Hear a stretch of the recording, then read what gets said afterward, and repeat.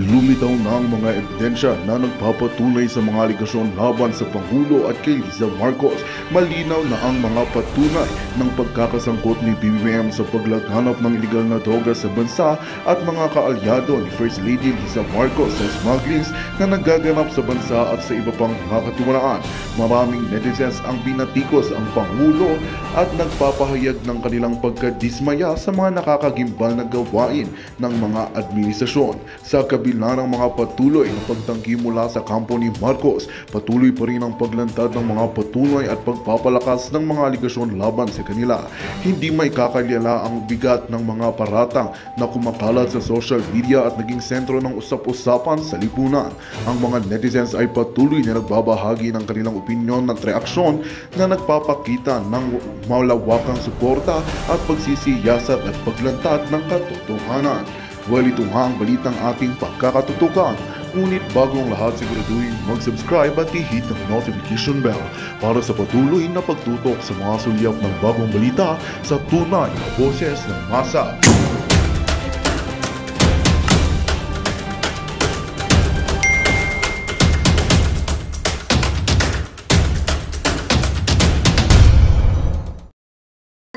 Sino-sino ang pinapasportan sa'yo ni Lisa Ahas Araneta Marcos?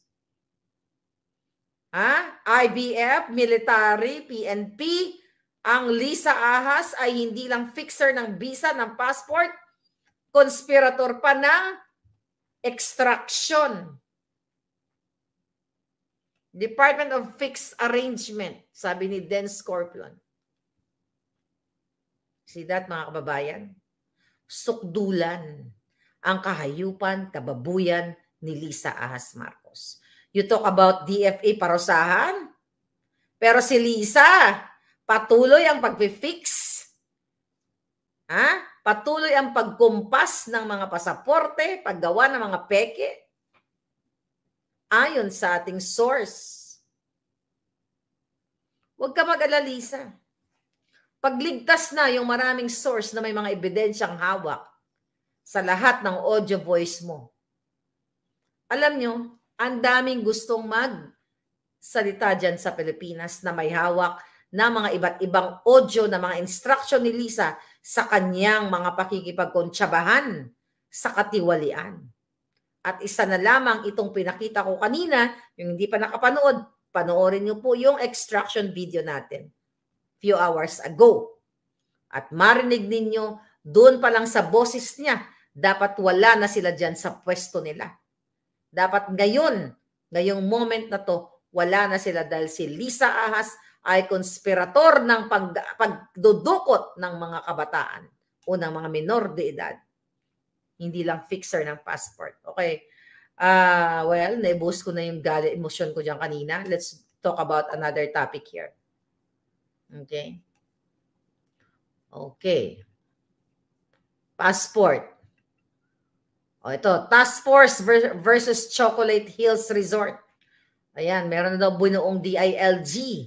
Kita mo, lahat, binababoy na ang ating bayan, ang ating mga protected, treasures sa Pilipinas ay binababoy na ng lahat. Okay. Bumuo ng task force ang Department of the Interior Local Government upang tingnan ang posibleng pananagutan ng mga opisyal ng lokal na pamahalaan ng Bohol sa pagpapatayo ng mga resort sa protected area ng Chocolate Hills sa Bohol. Ayon kay ito, kasabot din ni Lisa Ahas to, si Abalos. Kaya wala ko na pagtitiwalaan sa gobyerno. But for the heck, babasahin ko na lang tong mga kasinungalingang balita ng mainstream media. Ayon kay Abalos Los, magsasagawa ng malalimang investigasyon ang task force na layong matukoy kung sinong responsable sa pagbibigay ng go signal sa konstruksyon ng mga resort. Baka nga yan si Yulo, yung pinsan ni Lisa again sa DNR. Kami ay nagpakilos ng isang espesyal sa, well, huwag na yan. Wala na yan. Hindi ko nababasahin yan palangga. Kakabwisit lang. So, dyan sa Chocolate Hills na yan, hindi aandar yan, hindi maitutupad yan mga palangga kung walang kasabwat. May kasabwat kaya ganon ang what? Okay? Ganon na lang ang pagpapatayo nila ng mga illegal construction. Okay, next. Bureau of Immigration, CFO Sunny Puersa sa real-time accurate data immigration. Ito naman, immigration. Inunsad ng Bureau of Immigration at ng Commission on Filipinos Overseas. Okay, alam mo, ito yung in-offer sa akin na pwesto ng panahon ni Duterte. Ang Department ng Commission on Filipino Overseas. Bakante pa yan noon, noong 2018, nung ako'y na-offeran kung gusto kong mag-work dyan sa Commission on Filipino Overseas. But since I'm not qualified and I did not intend to work, then hindi nangyari at hindi ko pinangarap. Just to prove to you guys. Okay, CFO, ang isang joint system o magkasanig na sistema na magbibigay daan sa pagbuo ng real-time at tamang datos para sa mga port of entry at exit nitong lamang nakaraang linggo.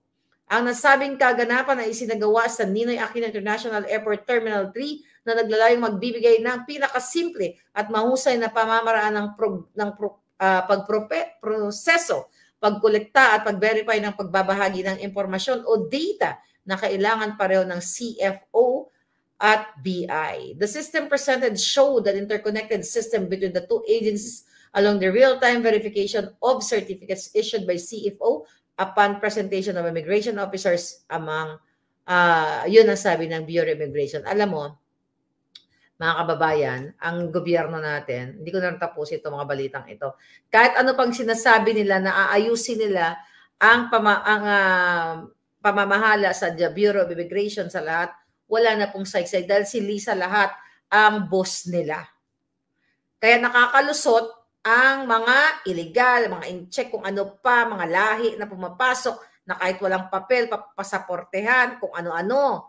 Wala nang saysay kasi nga polboronic ang inyong gobyerno. Very polboronic, mga palangga. O, ano to? Marcos, balik Pinas na matapos magpa-cute uli sa ibang bansa. Wag na to. Ay, naku, wag na itong basahin. Alam na natin to, mga kadramahan niya. Ito na lang, showbiz. Tignan natin yung showbiz. Meron. Showbiz tayo, mga kababayan. Heart, walang planong mamahinga sa pagtakbo sa mga bato-bato. Ay, nagbigay sa akin. Walang interes. Si Heart, si Puso, napasukin ang mundo ng politika nang matanong siya sa programang Fast Talk ni Abunda. No, never. Ang sagot ni Puso kay Abunda, kung siya daw ba itatakbo, papasukin niya ang mundo ng kanyang mister o mister na si Quezon. Alright? Kung tatakbo daw siya sa politika.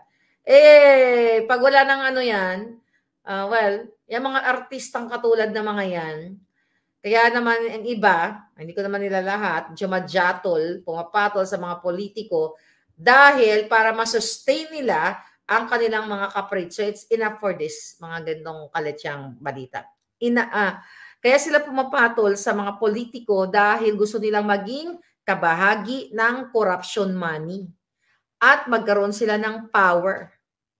Alright? So, ganyan yung mga artista bago sila malaos. I'm not saying lahat kayo, pero kumakapit kahit mukhang tuko ang isang politiko, mukhang penguin o mukhang ewan, kumakapit sila sa ngalan ng salapi.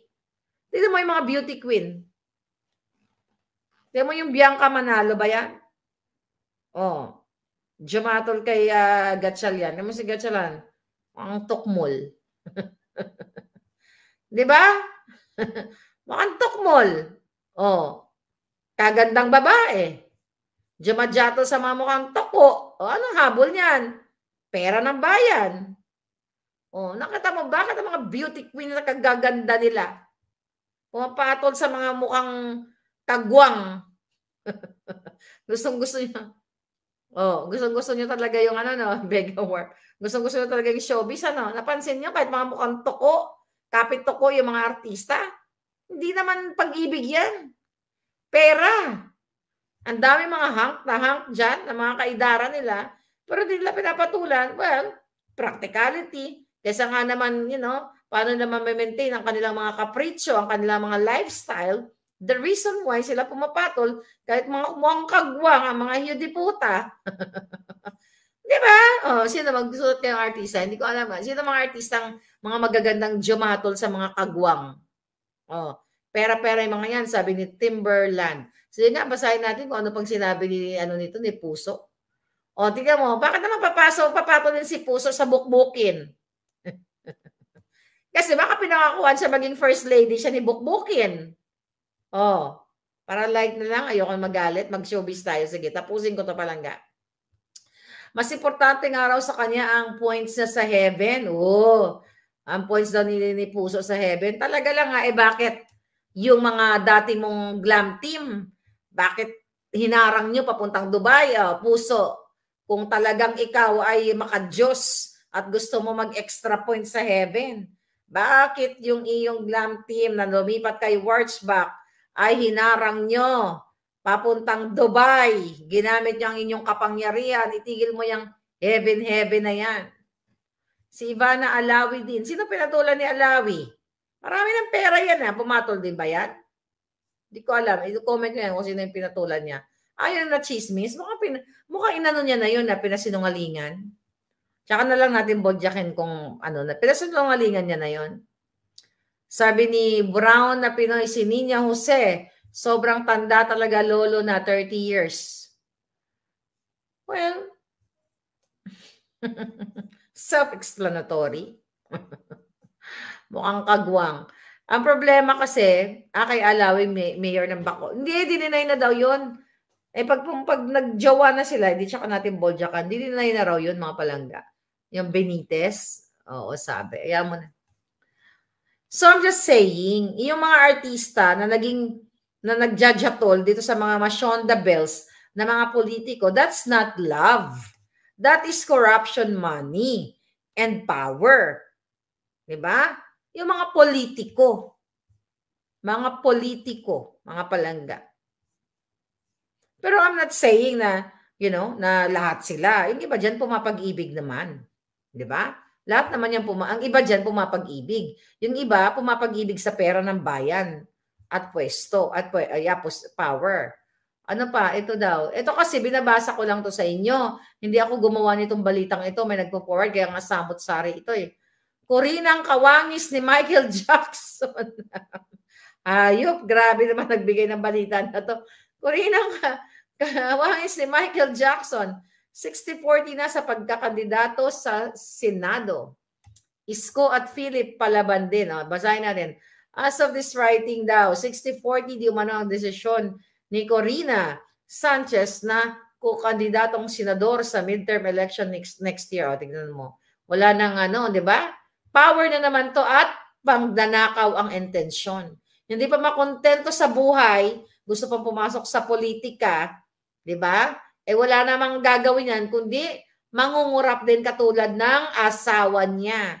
O baka magta-traffic din siya, magbuhat-buhat ng sibuyas ng bigaon. Okay? Mas malakas daw, okay? Mas lamang na raw na kandidato ang misis ni Sibuyas Rojas. Well, kung sa ibang politiko rin lang naman, mas qualified daw si Corina. Anong qualification ni Corina? Sabi ko ng comment, nag-forward ito ng pagiging Michael Jackson niya.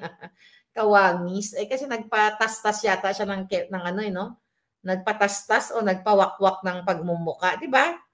Uso na mawakwakan ng muka. Malay nyo, malapit na matsugi yung mga yun, nagwawakwakan ng muka. Para mukhang ewan. Siyak na pagiging, sabi dito, ay nako, wag na to. Wala nang kwenta itong kay Corina Sanchez.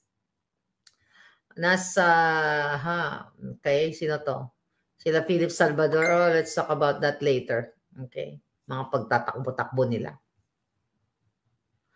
Mabuti pa, mabuti pa, ubo matigas, ma'am. Ipokrata si Puso, sabi ni Yoli Pelia. Sa ibang comment, babasahin ko na bonggang-bongga. From Lancaster, California. Mini-me. Ano ba yan? Okay. Sino pa? Magkalapit lang geographically yung Manhattan where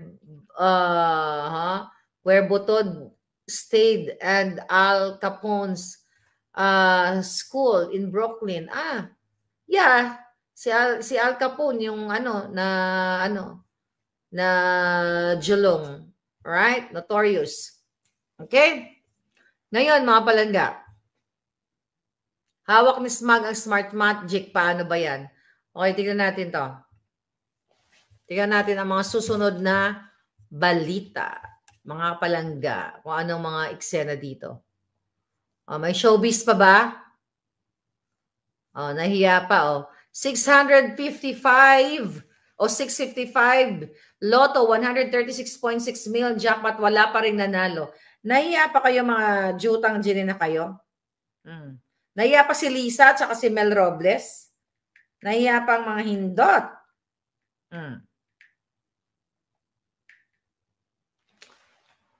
Hindi pa rin napanalunan ang mahigit 136 million.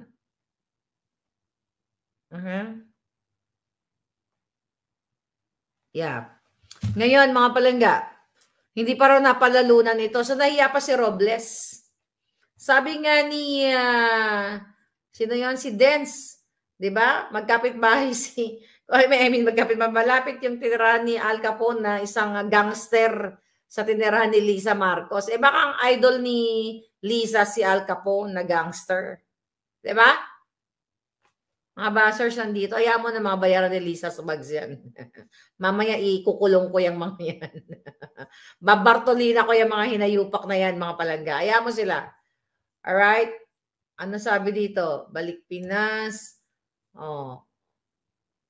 Nagbunga. Investment ni, sabi ni Kuting, nagbunga daw yung kanyang pag-travel for billion investment. We talk about that already. Walang kakwenta-kwenta. Ano naman to? 1 milyong puno para sa Luntiang Pangasinan. Tingnan natin kung maganda itong balita. Nangarap ang Pangasinan na maibalik ang Luntiang kapaligiran. 1 milyong puno ang naisitanim sa probinsya bilang panangga sa init, proteksyon sa baha at pagguho sa lupa. Malaking hakbang ang naisagawa ng Green Canopy Project ni Governor Ramon Gowico III mula ng ilunsad ito noong nakaraang taon. Sa katunayan, nabubuksan sa 2025 sa publiko ang isa sa mga proyektong nakapaloob sa The Green Canopy Project na 20 hektaryang lupa sa Pangasinan Eco Park, Barangay Kayanga, Bugalyon bilang tourist attraction. May taga-Pangasinan ba dito? Kumusta tong mayor nyo? Si Governor Ramon Guico III. Maayos ba yan o ulupong? Mag-comment ka dyan kung kilala ninyo. Maganda yung project, yung magtanim ng 1 million na puno. Ano yan? Every month, every year, o whatever. Maganda yan. Parang pangako ni Kuting na 1 million houses, 1 million na bahay kada taon na hindi naman natupad. Right? So, may taga-Pangasinan ba tayo? So, tignan natin kung totoo yan. Ano mo, ang mga politiko, ang galing ng mga pinagsasabi. 1 million bahay. Sabi ni ko, nasa na yung bahay? Wala pa rin. Madam Maharlika, sabi ni Pego, sabi ni Atty. Glenn, yung dapat daw ay pasasalamat sa inyo ang mga trolls ni Jotok Teletabi kasi dahil sa inyo ni Atty. Glenn Chong at merong kinikitang pera ang mga paid trolls. Yes, maliban sa kamkam nila sa kaban ng bayan. Right? Ano pa? It's not pasyal-pasyal daw, sabi ni Chris Aquino 2.0, sabi ni Vian. Diba? We're not making pasyal. Diba? Talagang ang pang-alta yung mga salta. Bakit ba ganyan mga alta-altahan sa Pilipinas? Pwede mo naman i-English ng straight, diba? Pang-bangag lang yan eh. Pang social climbing 101, katulad ni ni Lisa Ahas Marcos. Halong ka pero palangga kay nagatsyempo na sila. Huwag pagigiba, sabi ni Marie Canada. Yes, palangga, maghalong gid ko. Kaya alam ko naman demonyo ang kalaban. Thank you so much. Ma'am, yung frog napunta sa Prague. Puro Czechoslovakia. Really, very smart talaga ito si Denso. Yung frog si Smugs, napunta sa Prague. Puro Czechoslovakia. O nga, puro Etchos ang kaletsehan. Ano pa mga balita? Actually, walang kwenta ang balita, mga palangga. Napakawalang kwenta ang nababasa nyo sa ito kasi pinopardo sa atin, mainstream media. Walang kwenta, alam mo kung bakit? Hindi nila inuulat ang mga tunay na nangyayari. Puro kuting-kuting lang. Oh, puro si Kuting, pledges ni Kuting, pero ayaw nilang ibalita yung, kaya hindi ko natatapusin kasi walang kwentang mga balita. Hindi nila binabalita, like ito ngayon, pasabog natin, na si Lisa ay nakipag-conspire sa Department of Foreign Affairs. Kung matino ang IBF, Integrated Bar of the Philippines, yan ang unang i-disbar si Lisa. Kung matino ang ating military, una ng penosasan si Lisa sa kanyang mga kaso o sa kanyang mga pinaggagawang hayop na yan. Kaya araw-araw natin siya pag-usapan. Napanood nyo na ba? Sino hindi nakanood? You have to watch the video kanina, The Extraction. Kailangan ninyong malaman. Ano daw? Mother Dragon. Tignan mo ang page ni Migaon. Ano ginawa ni Migaon? Hiraya Manawari. Adan na, sabi niya. Ano ginawa ni Migaon? Migsgaon. Disbar that ahas. Sabi ni Vega Warp. Sa dami ng kanya, ng mga audio na pinarinig natin, lalo na itong audio. Okay? Na pinarinig natin kanina sa inyo at ulit-ulitin ko yan sa mga susunod na vlog. Malinaw na siya ay sangkot sa high crime. Siya dapat ang madisbar at kung mayroong gurgur sa Pilipinas, bilyon-bilyong gurgur, tad-tad na gurgur, kulang pa ang kanyang corduroy na muka at losyang nakatawan at butod ng kabayaran sa kahayupan, kademonyohan. Ngayon, Lisa, sige, kontakin mo lahat ng mga manggugurgur sa buong Amerika. Hindi lahat magwawagi ang gusto mo. Kahit gamitin mo ang pera, magugurgurin mo kami, patatahimikin mo lahat ng kritiko, hindi ka magwawagi. Treason pa nga, electoral sabotage at economic sabotage, sabi ni Vega Warp. Yes, smuggling is economic sabotage. Yung pakikipagsabuatan sa Smartmatic, dun sa signed affidavit ni Attorney Glenn Chong, ang dami. Tapos ang mga kongresista, mga senador, IBF at lahat ng mga IBP pala, not IBF, Integrated Bar of the Philippines. Pwede na rin, IBF. Di ba? Pwede na, Integrated Bar of the Filipinas. Dapat yan ay kastiguhin na si Lisa Marcos. Sandro Marcos inihanda for senatorial race ang aga-aga, sabi ni Sam Bautista. You know what? Hindi na sila aabuti ng Pasko. Hindi na sila sisikatan ng araw. Lalo na dito sa expose natin, umikot ang tumbong ni Lisa. Nagulat ang lahat. At sabi ko nga, police, mga sir, military, imagine nyo, nagpapatakbo ng Pilipinas ay sangkot sa extraction upang dudukot sa mga bata. At dapat imbestigahan nyo yung nagkumaso doon, yung ginamit ni Chua na 4 na nagkaso sa kanyang ex-partner, kung totoong mga tao yun. Kasi napag-alaman natin sa ating informer, ginamit lang yung mga pangalan na yon or binayaran yung mga taong nagkaso dun sa babae para gipitin, para mag-issuean ng warrant of arrest, para mahabol nila gamit illegal pero ginawa nilang legal ang mga papel dahil kasabwat nila si Lisa Araneta Marcos. Hindi pa ba sapat yan para hindi tumayo yung mga boto ninyo, mga military? Hindi pa sapat yan para itayo nyo ang mga joto ninyo para sa pakikipaglaban? Tumatayo lang ang joto nyo sa mga kalaswaan. Hindi para sa bayan. It's time for you to speak up, get up, and fight for what is right. Dapat lang madisbar yung si Lisa Araneta Marcos, sabi si Kitlak Samana. Okay, Jahas didn't file a COC, Certificate of Candidacy, but she is the one that is the de facto president. Yes, Vega Warp. Siya nga nagpapatakbo, narinig nyo naman, paulit-ulit na lang natin yan. Siya nagpapatakbo dahil walang backbone si Kuting. Parang yung kaso din yan ng Singaporean husband at Korean wife. Hindi ko alam yung palangga. Pilipino ba yon? Hindi ko alam yun, sorry.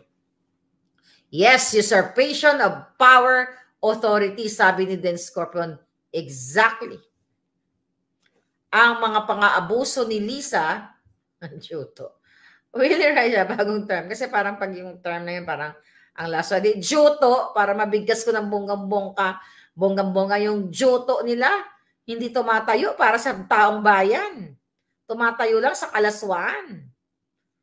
Well, I'm still hoping. Sabi ko nga, ang pag-asa, ang hope, ay magiging kasangkapan natin o magiging sandalan natin para wag tayo tumigil sa laban. We will end them peacefully.